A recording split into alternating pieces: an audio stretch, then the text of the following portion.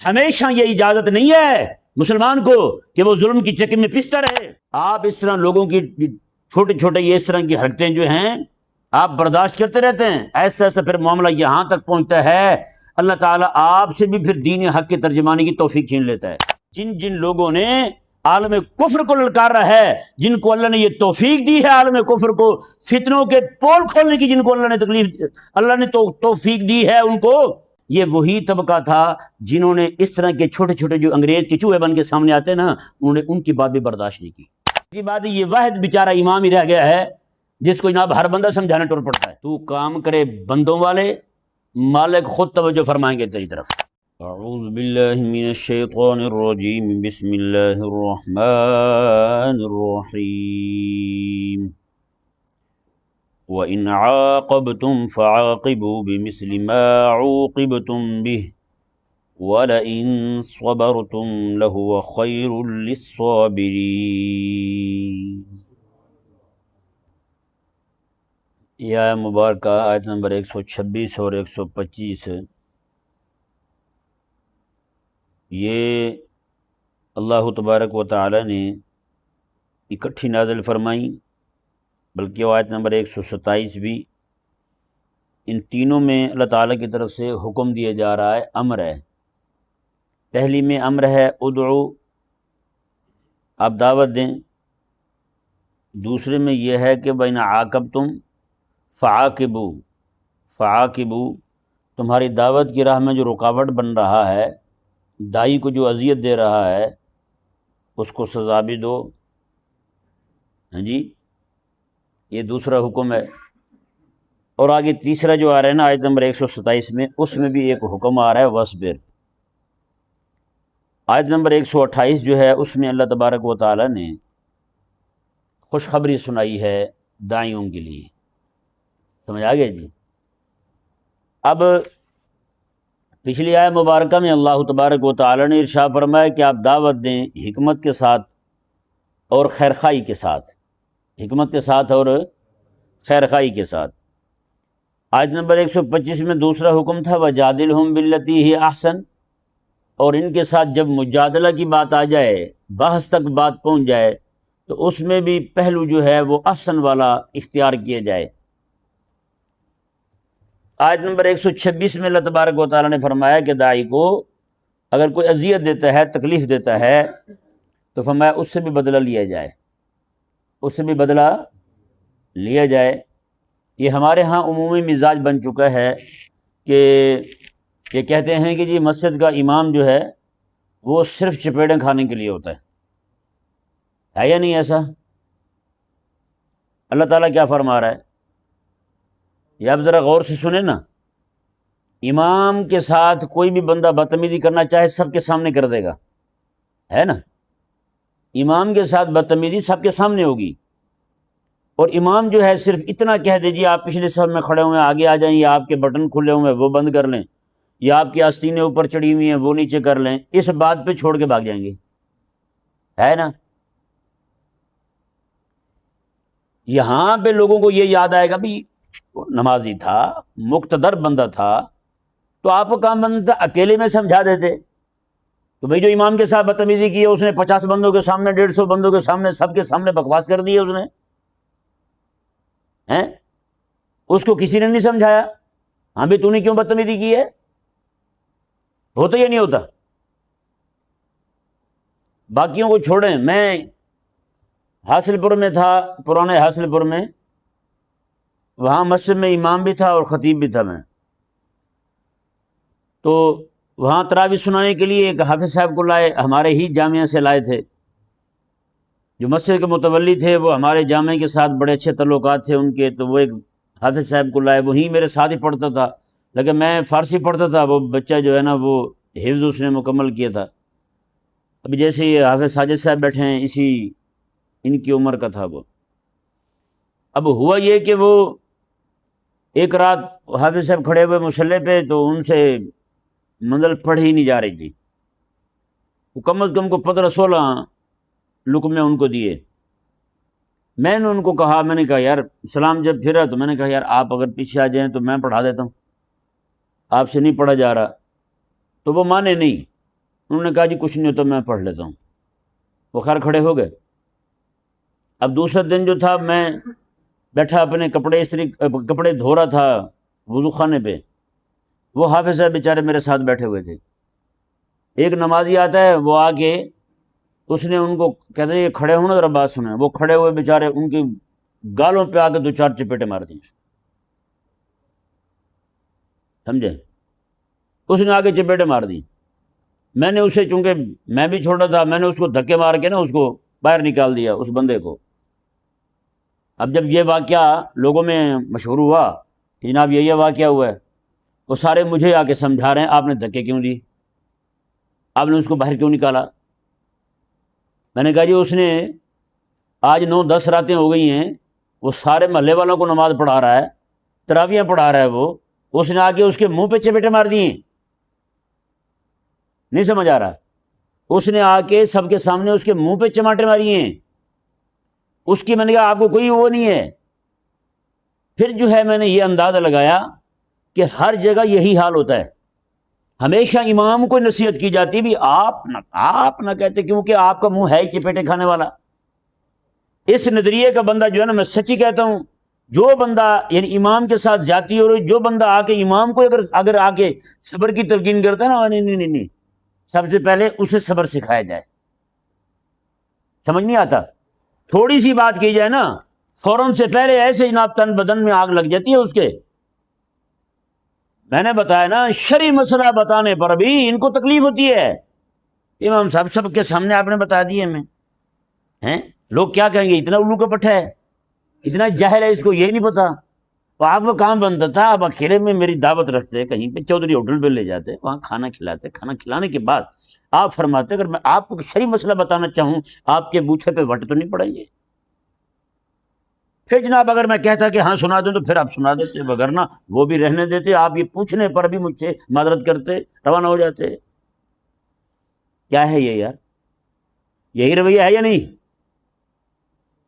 ہر جگہ یہی, صرف امام کو دبایا جا رہا ہے, مدرسے کا طالب علم کو دبایا جا رہا ہے. اور اس کا نقصان پتہ کیا ہوا ہے؟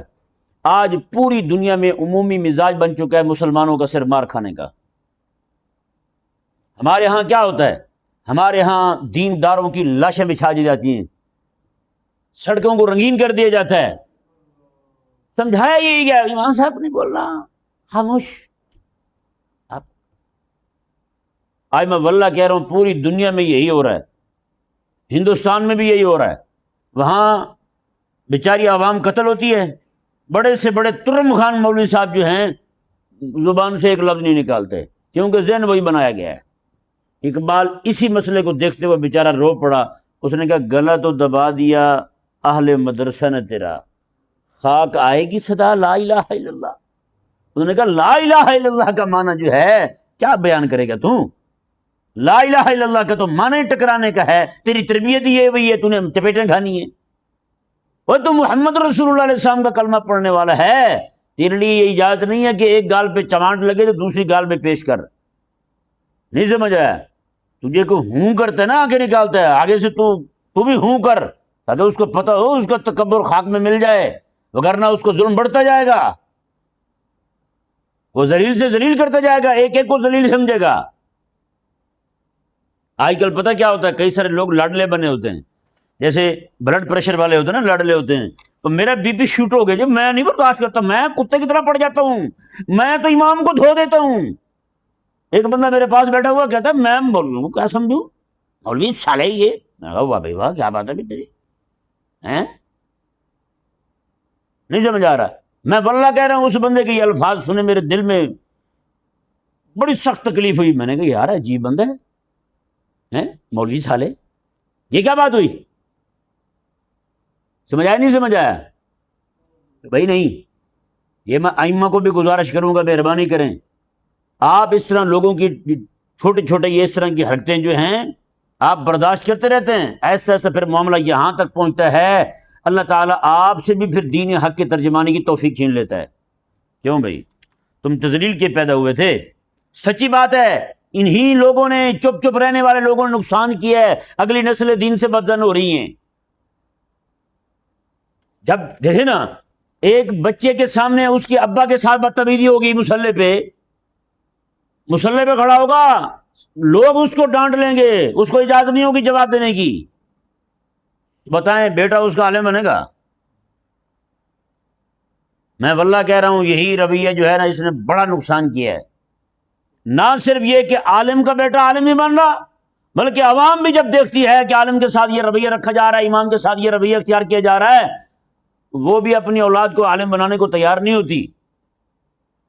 کتنے لوگ ہیں سچی بات ہے منہ پہ کہہ چکے ہیں میرے، اور نہیں جی ہم نے اپنے بچوں کو اس طرح ذلیل کروانا ہے، کبھی بھی نہیں کروائیں گے۔ اگر تم نے یہ رویہ رکھا ہوتا، کوئی ایک بندہ بھی ٹھیک ہے دائی کے لیے دائی نہ کرے، نہ لے بدلہ، لیکن دائی کے ساتھ والے تو نبینا نہیں ہوتے، وہ تو اندھے نہیں ہوتے۔ ان کو یہ سمجھ آتا ہے جناب فلان نبی علیہ السلام جو تھے اللہ تعالیٰ کے بڑی تکلیفیں اٹھائی تھیں، ان کو یہ سمجھ کیوں نہیں آتا؟ حضرت موسیٰ علیہ السلام جب فرعون کے دربار میں گئے تھے تو اپنے ساتھ عصا لے کے گئے تھے، کیوں لے گئے تھے عصا؟ نہیں سمجھ آ رہا؟ عصا لے گئے تھے نا، کیوں لے گئے تھے؟ اللہ نے بھی فرمایا تھا کہ بھائی موسیٰ عصا ہاتھ میں رکھنا، لے کے جانا ساتھ، تبلیغ کے لیے جا رہے ہو۔ نہیں سمجھ آ رہا بھائی؟ موسیٰ علیہ السلام نے اور دعوت دینے گئے، اپنے عصا کو سانپ بنا کے دکھایا۔ سانپ بنانا اس کے لیے عاجزی کا اختیار تھا، اژدہا بنا کے دکھانا اس کے سامنے یہ تھا مہربانی کرو یار دعوت قبول کر لو ہماری ہے۔ میں نے کہا موسیٰ علیہ السلام کی دعوت کی ابتدا میں اپنے عصا کو اژدہا بنا کے دکھانا ہے۔ موسیٰ علیہ السلام کے عصا نے جب اژدہا کی صورت اختیار کی نا، مفسرین نے نقل کیا ہے، اس کے اتنے بڑے جبڑے تھے، فرعون کے گھر آج بھی موجود ہے، اس کا نیچے والا جبڑا جو تھا نا سانپ کا اژدہا کا، وہ نیچے چوکھٹ کو لگا ہوا تھا، اوپر والا جو جبڑا تھا اس کا وہ اوپر کو لگا، مال کے اوپر سے۔ کیا دعوت دی جا رہی تھی؟ سمجھاؤ نا مولوی صاحب، مار کھانے کے لیے آپ پیدا ہوئے ہیں، پوری امت مار کھا رہی ہے، آج پوری امت مار کھا رہی ہے، اور یہیں سے جو بندہ چپ چپ رہے گا اپنے ہی موذیوں کے سامنے بات نہیں کر پائے گا تو بتائے نا عالم کفر کو کب للکارے گا؟ وہ نہیں للکار سکتا۔ جس بندے میں یہ ہمت ہوگی بولنے کی، ظالم کا منہ بند کرنے کی جس میں ہمت ہوگی، وہی بندہ آگے بات کر سکے گا، وہی بندہ ظالم کو للکار سکے گا، وہی بندہ بڑے بڑے بدماشوں کو، ان کے سرغنوں کو، بڑے بڑے غنڈوں کو للکار سکے گا، وگرنہ نہیں۔ جو بندہ مسجد کی انتظامیہ کو دیکھ کے جناب اس کے پسینے چھوٹ جائیں، دین حق نہ سنا سکے، وہ کفر کی انتظامیہ کو کب للکار سکے گا؟ کبھی بھی نہیں للکار سکتا، وہ کبھی بھی ان کے سامنے دین حق بیان نہیں کر سکتا۔ سمجھ آیا نہیں سمجھ آیا؟ تو بھائیو یہ نہیں چلے گا۔ یہ بیچارے جو قسمہ پرسی کی زندگی گزارے ہیں نا، ان کو میری دعوت ہے، ابراہیم موسیٰ علیہ السلام کو دیکھ لیں، آپ کی دعوت کی ابتدا اژدہا دکھانے سے ہو رہی ہے۔ فرعون کو سمجھانے والی جو دعوت ہے وہ اژدہا دکھانے سے ہو رہی ہے، اور موسیٰ علیہ السلام کی دعوت کی انتہا جو ہے فرعون کو، اس کی حکومت کو، اس کی پوری مشنری کو، اس کی ساری فوج کو، اس کی ساری پولیس کو سمندر میں غوطے دے کر کے ان کا انجام دکھانے سے ہو رہی ہے۔ یہ تو قرآن ہے، قرآن سنا رہا ہوں نا، اور تو کچھ نہیں کہا، ہیر بارے سے تو نہیں سنائی میں نے، یہ تو قرآن ہے رب کا۔ اللہ تبارک و تعالی نے بڑا واضح انداز میں فرمایا کہ وہ غوطے کھا رہا تھا فرعون، جس نے دعوت کا انکار کیا ہے۔ ہمیشہ یہ اجازت نہیں ہے مسلمان کو کہ وہ ظلم کی چکی میں پستا رہے، نہ نہ نہ۔ حبیب کریم صلی اللہ علیہ وآلہ وسلم کے مقابلے میں آئے نا ابو جہل جو بدبخت ہے، اس کے وہ ذلیل ہاتھ ہیں جن کی وجہ سے اسلام کی سب سے پہلی ایک بہن حضرت سمیہ رضی اللہ تعالیٰ عنہ شہید ہوتی ہیں۔ وہی ابو جہل جو ہے، جب اسلام کو اللہ تبارک و تعالیٰ نے اجازت دی ان کے گریبان پکڑنے کی، تو سب سے پہلی جنگ میں ابو جہل کا کام تمام ہوتا ہے، نہیں ابو جہل کا کام تمام ہوتا ہے۔ پھر اسلام جب آتا ہے نا حضرت سیدنا بلال رضی اللہ تعالی عنہ پر ظلم کرنے والا امیہ جو ہے وہ بھاگ رہا ہوتا ہے آگے آگے، پیچھے حضرت بلال ہوتے ہیں، ہاتھ میں نیزہ ہوتا ہے۔ حضرت بلال پتہ کیا کہتے ہیں؟ کہتے ہیں بلال آج اگر تیرے ہاتھ سے امیہ بچ گیا پھر تو کامیاب نہیں ہو سکتا، یہ میرے رب کا دشمن ہے۔ اللہ پڑھنے پر اسی نے تکلیفیں دی تھی، محمد رسول اللہ پڑھنے پر اسی نے تکلیفیں دی تھی۔ بلال آج ہی ٹائم ہے امیہ کو ختم کر دے دوں۔ نہیں سمجھ پڑا بھائی؟ نہیں، مہربانی کریں، علماء کو نہ سمجھائیں، داعیان دین کو نہ سمجھائیں، یہ اللہ تبارک و تعالیٰ کا حکم ہے۔ اللہ نے فرمایا بنا عاقبتم، پیچھے دائی کی بات چل رہی ہے نا، نہیں سمجھ آیا؟ دعوت دو حکمت کے ساتھ، موعظہ حسنہ کے ساتھ، اور فرمایا اور مزے کی بات یہ بھی دیکھ لیں، قربان جائیں قرآن کریم کی حکمت آفرینی پر، قرآن کریم کی شان کلامی پر، شان بلاغی پر، شان بدیعی پر، قسم خدا کی، پیچھے اللہ نے فرمایا ادعو، حبیب آپ دعوت دیں۔ ادعو صیغہ واحد کا ہے، واحد مذکر حاضر امر کا ہے جی۔ وجادلہم، جادلہم، اور ان کے ساتھ آپ بحث فرمائیں، صیغہ واحد کا ہے۔ نہیں سمجھ آیا؟ سنو یار، یہ قرآن ہے، قسم خدا کی جس کو رب قرآن کی چاشنی دے دے نا، وہ پیزے برگروں کی دکانوں پہ وہ نہیں گھومتا۔ نہیں سمجھ آیا؟ اس کو جو مزہ رب کے قرآن میں آتا ہے نا، آپ یہی نکتہ آپ سمجھیں گے، سچی بات ہے، آپ کے جسم کا رواں رواں اش اش کر اٹھے گا، دل چاہے گا دھمال ڈالنے کو۔ ایسی بات آپ کے سامنے اللہ تبارک و تعالیٰ کے کرم سے کرنے لگا ہوں۔ اللہ نے فرمایا صیغہ واحد کا ہے، ادعو، حبیب آپ دعوت دیں، وجادلہم، حبیب آپ ان سے بات فرمائیں۔ ثابت کیا ہوتا ہے؟ جب میرا حبیب دعوت دے، صحابہ تم نے چپ رہنا ہے، میرا حبیب ان سے بات فرمائے، تم نے چپ رہنا ہے۔ اس سے معلوم ہوا دعوت کا ادب بھی معلوم واضح ہو گیا، اور بحث کا ادب بھی واضح ہو گیا۔ اگلی بات وَإِنْ عَاقَبْتُمْ فَعَاقِبُوا، فرمایا صحابہ جو دعوت کے معاملے میں رکاوٹ ڈالے، جو دائی کے ساتھ بدتمیزی کرے، اگر تم اسے سزا دو تو فَعَاقِبُوا، پھر تم سزا دو۔ وَإِنْ عَاقَبْتُمْ، اگر سزا دینا چاہو تو فَعَاقِبُوا، تو پھر تم سزا دو، مِثْلِ مَا عُوقِبْتُمْ، جو تمہیں تکلیف دی گئی ہے اتنی تم ان کو سزا دینا۔ اس کا مطلب کیا ہے؟ اللہ نے دعوت کا کام حضور کے ذمہ لگایا، بحث کا کام حضور کے ذمہ لگایا، اور سزا دینے کا کام اللہ نے صحابہ کے ذمہ لگایا۔ نہیں سمجھ آیا؟ سمجھ آیا نہیں سمجھ آیا نکتہ؟ یہاں وَإِنْ عَاقَبْتُمْ، عَاقَبْتُمْ جمع مذکر کا، جمع حاضر کا صیغہ ہے، اور جمع کا صیغہ ہے، پیچھے واحد کا صیغہ ہے۔ دعوت حضور دیں، بعض حضور فرمائیں۔ اس سے ثابت ہوا جب دعوت دینے والا دائی دعوت دے رہا ہو، باقی وہ کام نہیں بنتا بولنے کا۔ جب بحث ہو رہی ہو تو دائی بحث کرے گا، عام بندے کا کام نہیں ہے کہ سارے شروع ہو جائیں۔ کیس کمزور کرنے والی بات ہے جب سارے بولیں گے، عین ممکن ہے وہ کمزور بات کر دے، معاملہ سارا خراب ہو جائے گا۔ اللہ نے فرمایا ادعو، حبیب آپ دعوت دیں، جادلہم، حبیب آپ بحث فرمائیں، وَإِنْ عَاقَبْتُمْ فَعَاقِبُوا، عاقبو یہ جمع کا صیغہ ہے۔ اللہ نے فرمایا میں تم سزا دینا چاہو نا تو پھر سزا تم دو۔ اس سے معلوم کیا ہوتا ہے کہ جب ایسا معاملہ آ جائے، کوئی بدتمیزی پہ اتر آئے، تو سزا دینے کی اجازت جو ہے وہ دائی کو پھر بھی نہیں ہے، ساتھ والے دیں، ساتھ والے دیں۔ اگر ساتھ والے سارے ہی حاجی نذیر حسین ہوں، سارے ہی نصیحتیں کرنے والے ہوں امام صاحب کو، تو پھر خطیب صاحب جو ہے، وائز جو ہے، اس کو اجازت ہے مجبوراً کتنی دیر تک مار کھاتا رہے گا، وہ خود پھر گلا پکڑ لے اس کا، پھر اس کا گلا پکڑ لے، ہاں بھائی تیرا بلڈ پریشر جو ہے مجھے امام کو دیکھ کے گھٹتا ہے، غریب کو دیکھ کے تیرا بلڈ پریشر چڑھ جاتا ہے، باقی کسی کو تو دیکھ کے، اور تیرے جیسے جو باہر بیٹھے ہوئے چکر چودھری، ان کو دیکھ کے تیرا بلڈ پریشر آگے پیچھے کیوں نہیں ہوتا؟ نہیں سمجھ آیا؟ میں سچی کہوں، اس طرح کے جو لوگ ہیں نا، ان کا بلڈ پریشر کا مسئلہ نہیں ہوتا، ان کے اندر بے غیرتی جو چڑی ہوتی ہے نا پیسے کی، یہ وہ مسئلہ ہوتا ہے۔ نہیں سمجھ آیا؟ वगरना अपने बराबर के बंदे को देख के इनके ब्लड प्रेशर को मसला क्यों नहीं होता, या अपने से ज्यादा बंदा जो है मुंह फट आ जाए या पैसे के मामले में ज्यादा आ जाए, वहां इनके ब्लड प्रेशर को मसला क्यों नहीं होता। नहीं समझ आया? यानी इसका मतलब ये है इनके जिन भी सियाने हैं, इनका ब्लड प्रेशर भी सियाना है, इनको पता है भाई जहां चपेटें खाने वाला बंदा है वहां ब्लड प्रेशर हाई कर लो, जहां चपेटें मारने वाला आगे बंदा खड़ा हो जाए फिर पीछे हट जाओ। मगर नहीं सी नहीं माफी दे दें हज़रत। समझ नहीं आया? तो भाई अल्लाह तबारक व तआला कुरान में फरमा रहा है, तुमने सच्ची बात है कुरान पढ़ा ही को नहीं, तुमने तरबियत नहीं की लोगों की कुरान के जरिए।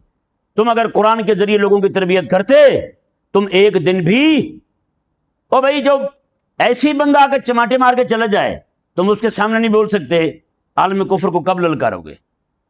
नहीं समझ आया? कसम खुदा की कह रहा हूं, जिन जिन मैंने अपनी जिंदगी में तजर्बा किया है, जिन जिन लोगों ने आलम कुफर को ललकारा है, जिनको अल्लाह ने ये तौफीक दी है आलम कुफर को फितनों के पोल खोलने की, जिनको अल्लाह ने तौफीक दी है, उनको ये तकलीफ भी लफ्ज ठीक है वैसे मुंह से निकल गया, मुकल्लफ बनाना होता है। अल्लाह ने जिनको मुकल्लफ बनाया है ये वही तबका था जिन्होंने इस तरह के छोटे छोटे जो अंग्रेज के चूहे बन के सामने आते हैं ना, उन्होंने उनकी बात भी बर्दाश्त नहीं की। आप हैरान होंगे, हमारे बुजुर्ग थे, उस्ताद थे, उन्होंने आलम कुफर को ललकारा है तो यूं ललकारा है जैसे ललकारने का हक है। समझ आया ना? लोग इकट्ठे होके आए हुकूमत वाले, उनकी इंतजामिया के पास, कहा कि इनको यहाँ से फारिग कर दो, ये हमें खींचता रहता है। इंतजामिया ने पता क्या कहा? इंतजामिया ने कहा कि मेहरबानी करें, ये इतना पावरफुल बंदा है, ये हमें फारिग कर सकता है, हम इसको फारिग नहीं कर सकते। नहीं समझ आया? अरे इतना तो हो ना, ये तुमसे डरे ना कि तू डरता रहे। जब तू डरता रहेगा तो दीन बयान नहीं कर सकता, एक दिन भी कलमा हक नहीं कह सकता तू। मुफ्ती आम यार खान नईमी रहमहुल्लाह थे ना, सच्ची बात है, कुरान का मुफस्सिर था। जो बंदा कुरान का नौकर बन जाए ना, वो किसी की नौकरी बर्दाश्त नहीं करता है। उस वक्त मशरकी पाकिस्तान बांग्लादेश जो है इकट्ठे थे, तब आप वाज कहने के लिए वहां तशरीफ ले गए हैं, वाज कहने के लिए वहां चले गए। जब वहां गए वाज क्या के वापस आए तो उनका शिगिर्द था, इंतजामिया में शामिल था, वो आगे उस्ताद साहब, जब इंतजामिया बन जाए दिमाग कहाँ ठीक रहता है भाई, वहां तो फिर बंदा हाई फाई हो जाता है ना, बंदा अपने आप को यबलू थोड़ा समझता है फिर वो समझता है कि जनाब मैं सबसे बड़ा कर्नल साहब मैं हूं, अब मेरे इमाम साहब मेरे ताबे होने चाहिए, चाहे उस्ताद ही मेरे क्यों ना हो। वो शागिर्द होके मुफ्ती आम यार खान नहीं मेरा लोग कहने लगे, उस्ताद जी किसे गए थे तुझे? अब मैं क्यों, क्या हुआ है? कहता आप इतने दिन थे नहीं यहाँ पे। मैं ओए मेरे शागिर्द नहीं है? कहते शागिर्द हूँ तो इंतजामिया भी तो हूँ ना। अब भाई इंतजामिया बनने का मतलब तो बगैरत हो गया, तुझे शर्म नहीं आई? कसम खुदा की, मुफ्ती आम यार खान नहीं कहते मेरा आखिरी दिन था, मैंने मस्जिद ही छोड़ दी, मस्जिद छोड़ दी। कहते मैंने छोड़ी, फिर मैंने अपनी बैठक में जाके कुरान पाक का दर्स देना शुरू कर दिया। फिर उनके दर्स कुरान की महफिल, उनके दर्स कुरान की मजलिस में 3 बंदे होते थे, 4 होते थे, 5, 10 होते थे। और मैंने वल्लाह उनकी सीरत में पढ़ा है, उनके दर्स में उस वक्त के इमामुल औलिया आया करते थे, वलियों का इमाम उस वक्त का वो बंदा मुफ्ती आम यार खान नईमी रहमहुल्लाह का दर्स सुनने के लिए आया करता था। भाई कि क्या समझता है, दीन के खात्मों को यूं समझता है कि ये जनाब ये टुच्चे काम करने वाले हैं, इनको तू समझता है कि ये जनाब ये जलील कौम होती है। भाई निकाल दे अपने दिमाग से। वो एक हमारे बुजुर्ग थे बहुत बड़े, उनके सामने ये आ गए चूहे, अंग्रेजी चूहे नहीं होते, ये आ गए। उस वक्त कोई तहरीक चल रही थी, उन्होंने कुछ लोगों को पनाह दी हुई थी अपनी मस्जिद में। वो आ गए, लगे मौलवी साहब आपने इनको यहां पनाह दी हुई है, आपको नहीं पता ये सरकार के गद्दार हैं? उन्होंने कहा ये तुम्हारी सरकार के गद्दार होंगे, मेरे मदीने वाली सरकार के गद्दार तो नहीं है। समझ नहीं आई? तो जो बंदा भाई इन बेचारों के, जिन बच्चों बेचारों को घर से रोटी नहीं मिलती टाइम पे हैं, दोबारा सालन मांग ले तो उनका मुंह बन जाता है घर वालों का, ये बदतमीज दोबारा सालन मांग रहे हैं। जिनको घर से चाची चपेटे मार के रवाना करे घर से, वो भी अगर आके इमाम के कंधों पे चढ़ जाए, इमाम साहब हैं आपको नमाज में खंघ आई थी, नमाज में खांसते हैं। वो एक बंदा ना वो बयान करने लगा, एक कोई नाम बड़ा उसका मारूफ था, मुझे भूल गया है। وہ کہتا ہے جی ایک جگہ میٹنگ تھی تو مجھے پتہ نہیں تھا، میں بھی ایسے بیٹھ گیا مسجد میں نماز پڑھنے گیا. کہتی ہے وہ سارے بیٹھے کہہ رہے تھے کہ امام صاحب کی چھٹی کروا دیں، امام نیا رکھ لیں، امام کو کھانسی آتی ہے. کہتے جو مسجد کا متولی تھا، کہتے میں نے اسے کہا، میں نے کہا جی کھانسی تو آپ کے ابا کو بھی آتی ہے، وہ بھی تبدیل کریں پہلے. نہیں سمجھ آئی؟ عجیب بات ہے. سچی بات ہے، یہ واحد بیچارہ امام ہی رہ گیا ہے جس کو جناب ہر بندہ سمجھانے ٹور پڑتا ہے یہ نہیں؟ اللہ اکبر. میں نے کہا مولوی صاحب جو قرآن نے اخلاق دیے ہیں کاش کہ تو بھی وہ اخلاق اپنا لیتا. مکہ مکرمہ میں اللہ تعالیٰ کی طرف سے تب تک اجازت نہیں تھی مسلمانوں کو ہاتھ اٹھانے کی، لیکن اس کے باوجود بھی کسی نے یہ بات پھیلا دی مکے میں کہ کافروں نے آقا علیہ السلام کو پکڑ لیا ہے تکلیف دینے کے لیے. حضرت زبیر جو تھے نا، آقا علیہ السلام کی پھپھو کے بیٹے تھے، سنیے گا ذرا، آپ کوئی نوجوان نہیں تھے، ٹھیک ہے نا جی، ابھی عمر آپ کی کم تھی. پتہ چلا نا، گھر میں بیٹھے ہوئے تھے، بچے تھے گھر میں بیٹھے ہوئے تھے، پتہ چلا کہ آقا علیہ السلام کے ساتھ یہ ہوا ہے. تلوار اٹھائی اور بھاگنا شروع کر دیا گلیوں میں. کہا کیا جس بندے کا بھی ہاتھ میرے حبیب علیہ السلام کی طرف بڑا ہوگا اس کا ہاتھ کاٹ دوں گا میں. یہ اطلاع پہنچی آقا علیہ السلام کی پھپھو تک. آقا علیہ السلام کی پھپھو جو ہیں وہ آقا علیہ السلام کو بتاتی ہیں کہ زبیر تو اس طرح بھاگ گیا گھر سے، تلوار لے گیا. وہ قربان جائیں، جو حضور کی غیرت کے لیے نکلا تھا نا، حضور اسے تلاش کرنے کے لیے نکلے ہیں. یہ جناب دیگے چاول کی چار چڑھا کے اور پڑھتے ہیں سنا ہے آپ ہراشے گھر تشریف لاتے ہیں، میں نے بھی چاول روڑے ہیں، حضور میرے گھر میں بھی آ جائیں. نہ بھائی نہ، تو کام کرے بندوں والے، مالک خود توجہ فرمائیں گے تیری طرف. نہیں سمجھ آیا؟ میرے آقا علیہ السلام ڈھونڈ رہے ہیں. حضرت زبیر کسے ڈھونڈ رہے ہیں؟ حضور کے دشمنوں کو. اور حضور کسے ڈھونڈ رہے ہیں؟ حضرت زبیر کو. اللہ اکبر کبیرہ. آقا علیہ السلام نے ایک صحابی کو بھیجا تھا جنگ کے موقع پر، رات میں. حضور کے صحابہ فرماتے ہیں، واللہ کہہ رہا ہوں، حضور کے صحابہ فرماتے ہیں آقا علیہ السلام نے ایک صحابی کو بھیجا تھا، دشمنوں کی طرف سے خطرہ تھا حملے کا. آقا علیہ السلام تم نے جا کے وہاں پہرا دینا ہے. کہتے ہیں حضور فجر کی نماز پڑھا رہے ہیں، وہ درخت سامنے کھڑا ہوا تھا، اس درخت کے پتوں کے نیچے جو جگہ ہوتی ہے چھوٹی چھوٹی چھٹی ہوئی، کہتے ہیں آقا علیہ السلام پڑھا نماز رہے تھے، ان درخت کی ٹہنیوں کے بیچ سے حضور اس کا انتظار کر رہے تھے، میرا غلام کب آئے گا، میرا غلام کب آئے گا. کام ایسا کر کہ حبیب کریم علیہ السلام رب کی خاص بارگاہ میں قرب میں پہنچ کر بھی تجھے یاد فرمائیں، وہ یہ کام ہے حضور کی دین کی پہرہ کا. تو کرتا پھرتا نا، یہ نہیں ہے بھائی، مہربانی کرو ذرا. اللہ اکبر. دوسرا سنیں، البدایہ والنہایہ میں حافظ بن کثیر نے نقل کیا ہے. سچی بات ہے، یہ تو وہ یہ آیت مبارکہ میں نے تو آگے گفتگو کرنی تھی، ایسی بات چھڑ گئی ہیں.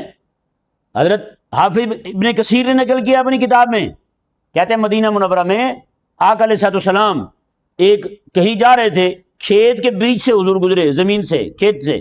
آقا علیہ السلام جیسے گزر رہے تھے، وہاں ایک یہودی کھڑا تھا، اندھا تھا. کون تھا؟ اندھا تھا. اس ذلیل کو پتہ چلا کہ حبیب کریم علیہ السلام جا رہے ہیں، تو اس نے بدتمیزی کر دی، صحابہ کرام علیہ مردوان بڑھے اس کی طرف. آقا علیہ السلام نے منع فرمایا، بھائی اس کو کچھ نہ کہنا، اندھا ہے. حضور نے منع فرما دیا، اس کے باوجود آقا علیہ السلام کے صحابہ نے مار کے پتھر اس کا سر پھاڑ دیا. حضور نے، صحابہ نے سر کھولا. میں نے کہا یہ وہ بات ہے، وَإِنْ عَاقَبْتُمْ فَعَاقِبُوا. محبوب آپ کا کام دعوت دینا ہے، آپ کا کام دعوت دینا ہے، آپ کا کام او بِالَّتِي هِيَ أَحْسَنُ، الَّتِي هِيَ أَحْسَنُ کے ساتھ باز فرمانا ہے.